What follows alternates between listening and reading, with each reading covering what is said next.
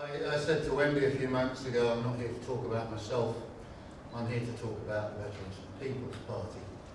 But welcome everybody to the first annual general meeting of the Veterans and People's Party. First, I would like to thank the whole team for giving up their time so that we can build an organisation that will create positive political change in the United Kingdom. There are three people in particular who I must mention and thank: Wendy Watkins, Helen Wings, and Lynn Richardson. They have held our infant group together in the last year and created a party that can move forward to greater things. Many of you, as you've just been told, are aware that during that time I was undergoing treatment for bladder cancer, and it is only 10 weeks since I left hospital. I mention this because it will explain why I need lots of water and why this seat is suitably positioned. When I was asked to become the leader, my first concern was our name, United Kingdom Veterans and People's Party, has rings of UKIP about it. We cut it down. In the future, we might cut it down again and just call it the People's Party. But for now, we must play to our base. The 4 million former servicemen and women who live in the United Kingdom. We hope that the message that we are a People's Party will spread from them. We are all civilians now. A year ago, I had to ask myself some difficult questions. Do you want to do this? And why do you want to do this? I came to the conclusion that minor party politics is about standing up to tyranny, about showing those in power that they can't lord it over us and have it all their own way. Standing up to bullies who raise their wages at the same time as they raise council taxes. I don't like bullies, but I do love to stand up to them. Don't be disillusioned by the numbers present today. Major parties have millions of members, but only thousands turn up at their conferences. The very fact that we are here today speaks volumes for the future. We have been born, and we've been born healthy. Our philosophy has to be a simple one, so we put truth on our logo. As a party, we have to give people faith in us to be their leaders.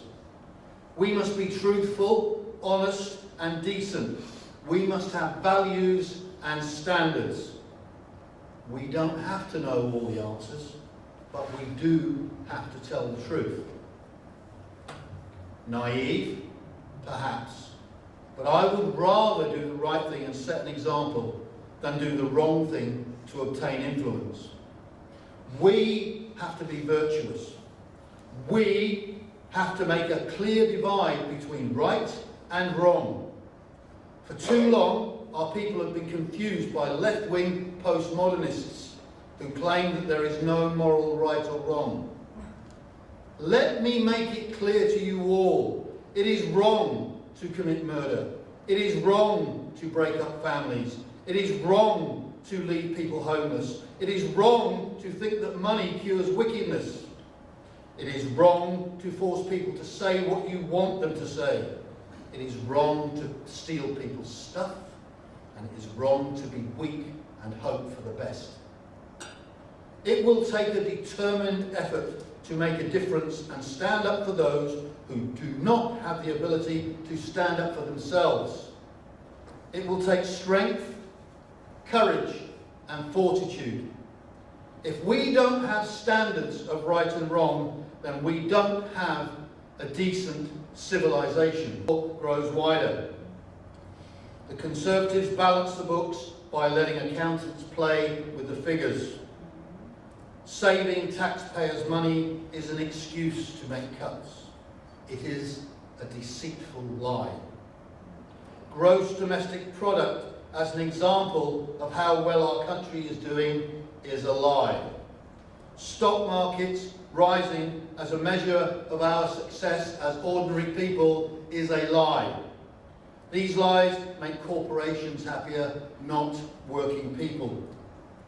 The Conservatives believe that if they make people hungry, they will work. Not only will they work, but they will work for less. I know a young mother who was working 2 minimum wage jobs, 50 hours or more a week. She had her power cut off in the middle of winter because the bill went unpaid. The company couldn't contact her on the phone because her phone bill was unpaid. She couldn't afford a phone. The benefits to top up her low wages were not enough to pay the rent, the council tax, the food, the transport for her child to school, and for her to get to work. All couldn't be paid. There wasn't enough money. This left nothing for the food and clothes that she desperately needed. She sent her children to relatives, quit her job, and slept in her car. All this in a country that makes £2 trillion a year. Smaller countries in Europe like Finland, Luxembourg, the Czech Republic have low-cost housing, free public transport. Even in Bulgaria, it is illegal to cut off water and heat to people in the winter. Today, the Tories represent the wealthy and tolerate the poor. The Fagins of the political world, smiling and deceiving with figures which make people even poorer. The government recently raised the minimum wage and then increased council tax, TV licences, public transport costs and other invisible taxes, so that those on a low wage were really worse off in spite of their minimal increases. They give people minimum wage increases based on a percentage of income. This is another deceit that makes the rich richer and keeps the poor poor. There should be a sense of duty that goes with a position of power. Where is their integrity, their sense of duty, their decency? When they have finished knifing their own leader, they will come to us with more lies and ask the people of Britain to vote for them again. We can do better than this. I don't mind people getting wealthy. Getting wealthy is something to aspire to. How rich people use that wealth, how they use those privileges, is what is important. There are a lot of good, generous, rich people with high morals out there. Labour and Jeremy Corbyn. Thank you. He gives succour to evil murderers. It doesn't matter what his housing policy is. His foreign policy supports those who commit murder to achieve political objectives. Corbyn is a threat to British freedom. Corbyn will develop his Orwellian thought police and combine it with social services.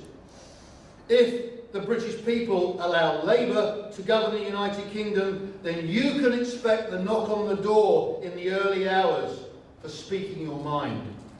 Labour claim to represent the working class. They don't give a damn about the working class. They just hate the rich and they love power. They divide us into oppressors and oppressed, even to the level of the family. They foster resentment and hatred of those who have success. Hate the rich and vote for us, they say.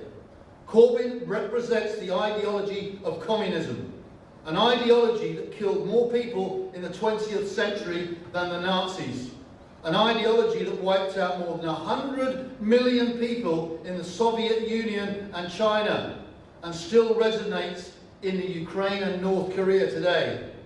Corbyn represents that ideology, one of the deepest evils in history.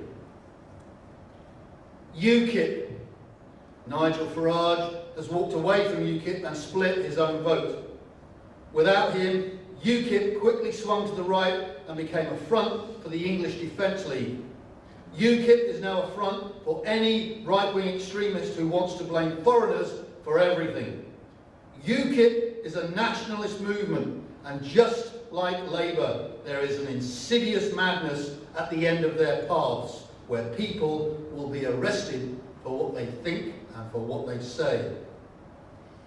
UKIP are nationalists. They attract the worst ideas and thoughts in the name of patriotism. They blanket themselves in a flag and use it to generate hate. Nationalists and populists represent the ideology of that other great evil of the 20th century, fascism. Authoritarian systems like communism and fascism will not go away. They are like a herpes cold sore, a disease waiting for the right moment to fester again. We must challenge the dominance of the two-party state. Our people must replace the councillors and MPs who put party before people and who value power more than virtue. All the decent people of this country need to vote, and we must get them to vote. We must shout from the rooftops, vote, vote, vote, because if that great mass don't vote, then we are lost, and our country will go to the devil. We have a huge task ahead of us, a task that will require endurance and fortitude. Most of all, it will require belief that the path we have chosen is the right path.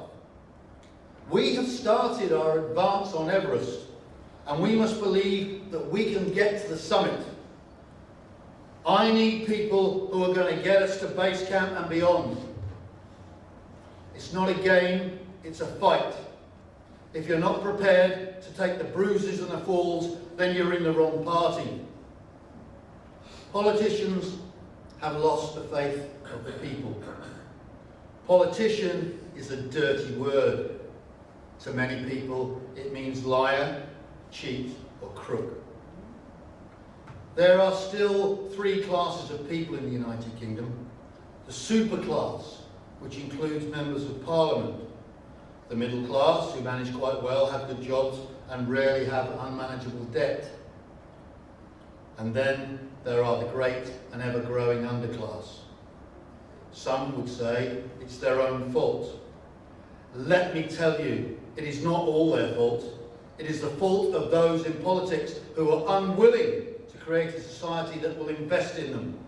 Invest in the millions who have poor homes, underpaid jobs, poor education, and most of all, no opportunities.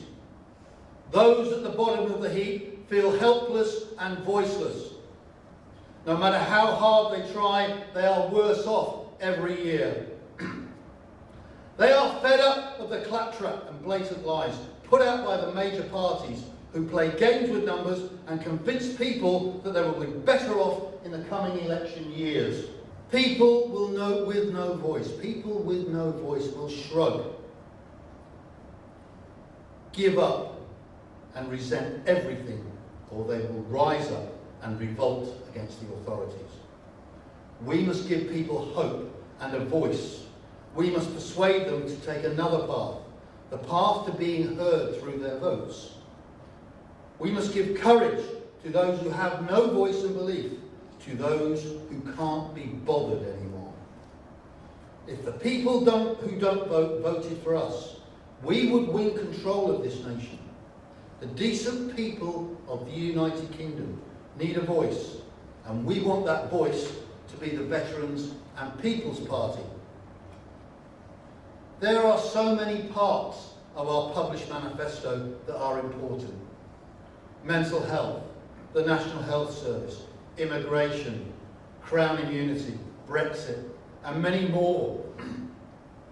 But there really isn't time to talk about everything. So let me just elaborate on a few. The armed forces. The Veterans and People's Party is the only registered political party that will support our troops 100% against political persecution. It is the only party that will defend our troops against law companies that use spurious prosecutions against veterans for profit.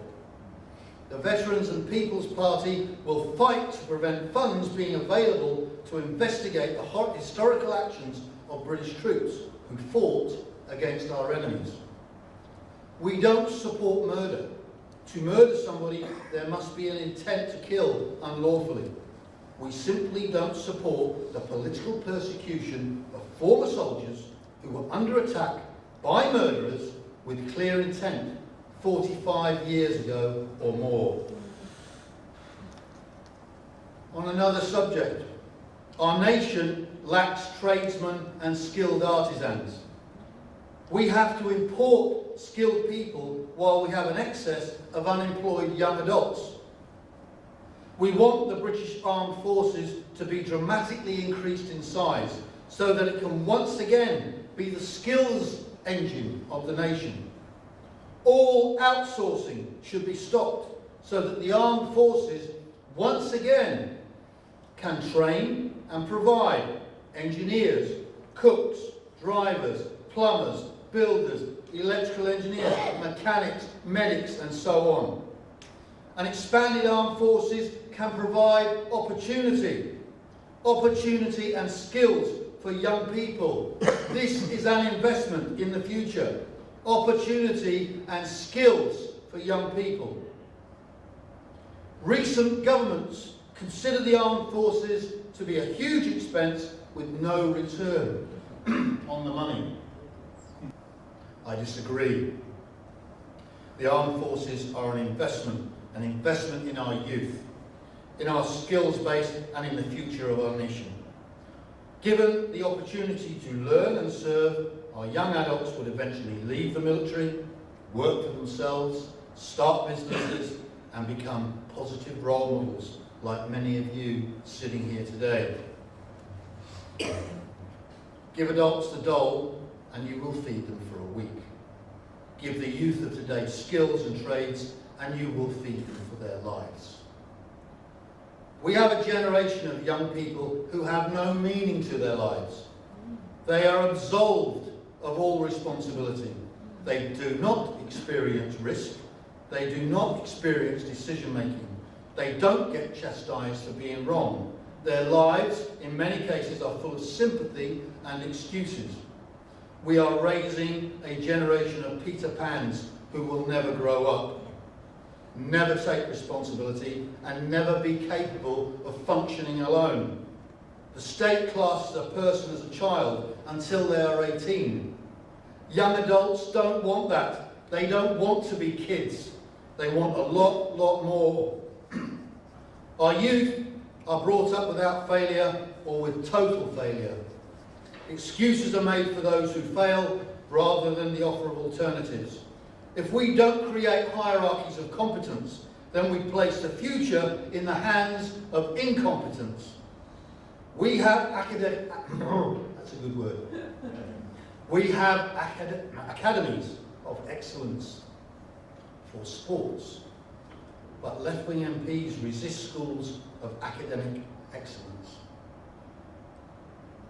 We must give young people responsibility in order to make them responsible adults. Young people are crying out for responsibility, crying out for high standards, crying out for direction and achievement. What does the UK give them? Mediocrity, money, and virtual reality. No wonder they get depressed. We don't need to force young people to be servicemen and women. We just need to expand the system to the historical levels of the 1970s with all the pride, training, skills and adventure that existed then. If we did that, they would volunteer in droves. As a bonus to all this training, responsibility and direction, we would also have a strong armed forces that can deter aggression and give support to the free world. Talking about the free world, international terrorism. Terrorism is the politics of fear. Small groups who are prepared to kill draw attention to their campaigns by attacking the safety of the public. The politics of fear grows from fear. It becomes fear of another religion, fear of another race, fear of gangsters. We are more likely to commit suicide than to be killed by a terrorist. We are more likely to die in a car crash than be killed by a bomb. But we are frightened and angry because the media tell us every day that certain religions, races and criminals are a threat to all of us, and they make us frightened. Making us frightened controls us. We don't stand back in horror when a car drives too quickly down the motorway. We don't demand that the state stop people racing around in petrol-filled missiles. We accept the accident rate as the price of free movement. If we are not frightened of cars, then we should be far less frightened of terrorism. Each murder carried out by an extremist is a tragedy to a family, but it is the price of freedom, the price of free speech, free movement and freedom of religion. The battle against extremism is an intelligence and propaganda war that must be fought by the media as much as the government. We must get the press to understand that they are as much a part of the battle against terror as soldiers are. They must not sensationalise terrorist actions and terrorist leaders. They must close the doors of free publicity and belittle evil. When the Prime Minister of New Zealand cut off publicity to the killer who murdered 50 people at prayer, she set an example to us all. The intelligence war must be fought with investment in diplomacy and espionage. We must use intelligence to undermine and eliminate extremists before they can grow. Terrorists are funded. Terrorists must be attacked at all points, especially the points that supply their resources. Free nations must undermine their doctrines and alleviate people's fear. We must wear down international murderers and show them that no matter who they kill, we will not be subdued by evil. The media must refer to them constantly for what they are: evil murderers. Evil murderers today, shot a young journalist in Londonderry, is far more truthful than I am, and I'm quoting ITV now, a dissident Republican splinter group. We must not change. We must defend our standards of freedom and accept the high price of doing so. The price of appeasement is even higher. Another great evil in our nation is homelessness. Homelessness is caused by a very simple thing: a lack of homes for the underclass. It is no good building affordable homes. The word affordable is a deceit that means absolutely nothing to people with no income or those who are working for a minimum wage. To the poor, there is no such thing as affordable. The only house they can afford is a free house. The word affordable is a deceit, a lie, and a cruel trick. We need new council houses, and I propose that the government start a programme to build 1 million houses for the general population over the next 10 years. These houses should be eco-friendly, quick-build, prefabricated properties of a size that is suitable for an average family. How do we pay for it? The taxpayers are already paying for it. We are paying rent to private landlords and property developers. The average rental for a private family property in the United Kingdom is approximately £1,000 per calendar month. If you're over 25 and work 40 hours a week on a minimum wage, top rate, you will earn approximately £1,444 per month, less national insurance and less contributions. That leaves about £400 for council tax, energy, food, transport and clothing. This is not a living wage, and it does not allow anyone to buy an affordable house. 2 years' rent, or £24,000, could buy and erect a prefabricated house that would last for several lifetimes. Prefabs built in the 1960s are still housing families today. The government will not build low-cost houses because of vested interests. Banks have billions invested in mortgages. The economy relies on ever-increasing property prices to create even more mortgages. Property developers rely on increasing prices to fund more borrowing to build houses that they can rent back to the state.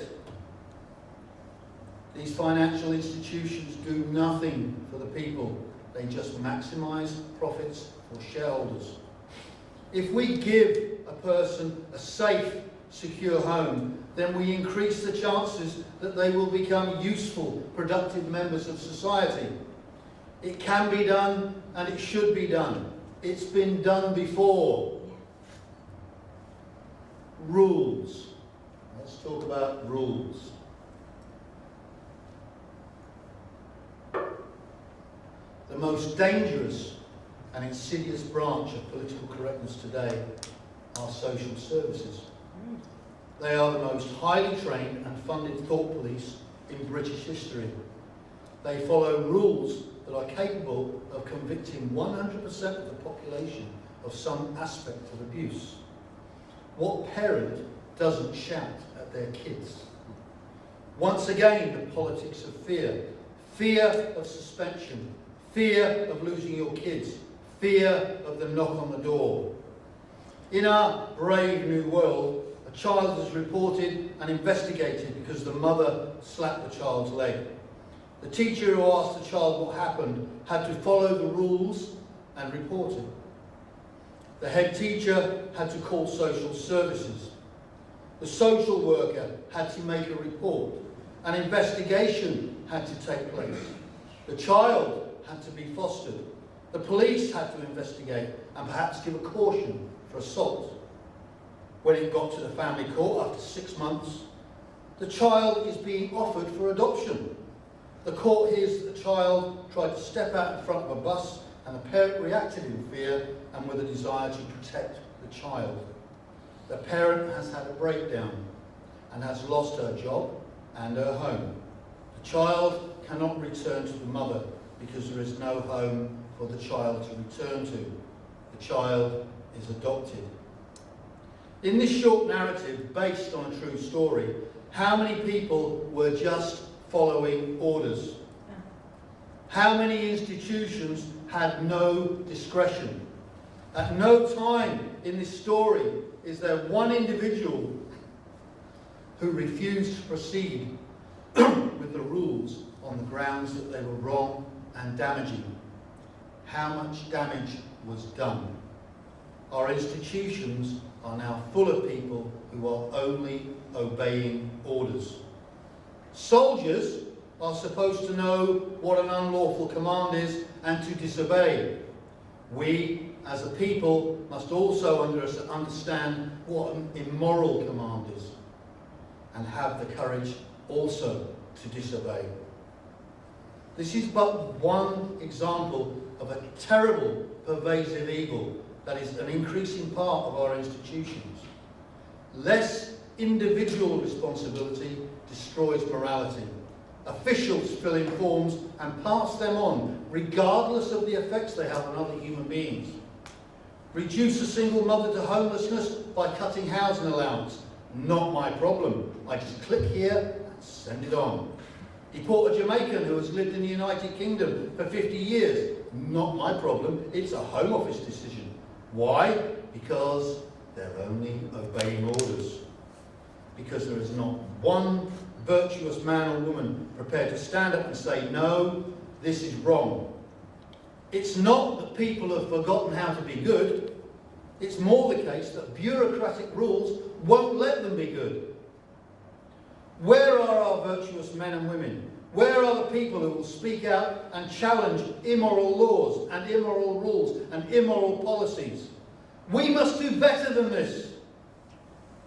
The job of modern governments is to improve people's quality of life. They can do this by improving the basic needs of the people. Free or heavily subsidised public transport allows people to get to work and school at low cost. Low-cost state housing allows people to have a safe place to raise children. We must support people who are unable to produce a profit for society as a whole. We cannot cast them aside, and we cannot make them slaves to uncaring corporations. Elections. Do you know the name of your Member of Parliament? Have you ever heard your Member of Parliament speak to the public? Did you know their name when you ticked your ballot slip? If our candidates are to be different, then they must get out and become names that are recognised, names that are associated with local issues. We must be the party to make the difference and support them, a party that intends to do the right thing, but they have to get out there and be the name, not the Veterans and People's Party, their individual name in their community. The party is there to support that and to back them up. That way, when they go to tick their ballot slip, they're ticking your name. They're not ticking a badge with which is blue or red, or in our particular case, gold and brown. Make yourself a name. It's not going to be easy, but it's important, however, to realise that we don't have to win power to win influence. In a marginal constituency, 500 votes can be the difference between first and second. If we have a following of 500, then those hoping to win will need to deal with us. They will need to talk to us. They will want something from us to get those people on their particular side. That's where we begin. The local elections are a step forward to us. We are the new kid on the block, gaining experience and learning for the next time. It takes time to build a political party and to hold together willing volunteers. 1 year ago, the Veterans and People's Party had no money, no policies, no direction, but they did have a core of determined individuals who wanted to try and build a party that could make a difference. In 1 year, we have increased the membership by 500%. We have formed an executive committee. We have created an income, established an ethos, and published a manifesto. We have started to get publicity. People are talking about us and beginning to take us seriously. We have good, vetted candidates ready to put themselves forward for elections, and we have funded our first annual general meeting. We are going forwards. We will continue to grow. We will improve our marketing and communications. We will update our manifesto in September. We will compete in elections. We will attend and support protests that support our aims. And we will learn as we go forwards. We need funds, members, candidates, and we need publicity. We have a small number of candidates this year. They are our seed crop. Next time, there will be more. Candidates, you must understand that our ethos begins and ends with decency. You must be the example of that decency from the day you put on this badge until the day you die. You must get out there and become names to the public, not just a face on a tick list. The world is full of spectators who want to tell us what to do while they sit on their hands. Politics today are static, cutthroat, false, and dictated by self-interest. The two-party system in the United Kingdom has to come to an end. They put power and party before people. We must put the people first. We must be a nuisance, an irritation, a voice that keeps interrupting. We must question everything and ask why not and why. Get the local press behind you. Get the message up constantly on social media and then repeat it again and again. Right now, we have to be prudent, but that doesn't mean we have to be silent. Write, post, and share something every morning. We as a party intend to split the vote because that's what democracy is about. We intend eventually to deny the two major parties' dominance by taking their votes and forcing them to listen. The Veterans and People's Party wants to speak for the silent and the voiceless, the moral majority. In the coming year, we must continue to grow and speak out. We must continue to organise. We must meet other VAT members locally and form regional groups. The initial base of the Veterans and People's Party comes from former servicemen and women. That does not mean that we exclude anyone. We are all, once again, civilians now. We will represent everyone who has no voice, all the decent people, all the hard-working people, and all the helpless people. People who want change must be able to do more than just protest. If they want those in power to take notice, then they must threaten them at the ballot box. We must persuade ordinary folk to become political and persuade them that they must vote and that it is worth voting. This small team cannot fight this battle alone. We need you. I need you. I need strong-minded individuals with management skills who will join us in this fight. People who will help us organise, cooperate, raise funds and grow. And people who will run for office. If you can help, then come forward and ask us what we need and where you can fit in. You must be in it for the long haul. You must be in it when it gets frustrating and difficult. We have to hold fast and fight. We must kick the ruling parties in the ballot box. My closing message to all of you is this. We must get back to a clear understanding of right and wrong. People must be allowed to shout no. Spread the word. Tell them to sign up and run for office. And get out there and tell the cynics why we, as a party, are different. Tell them that democracy is about the little guys standing up to bullies. And when the shouting is over, get them to follow us and join the Veterans and People's Party. Thank you.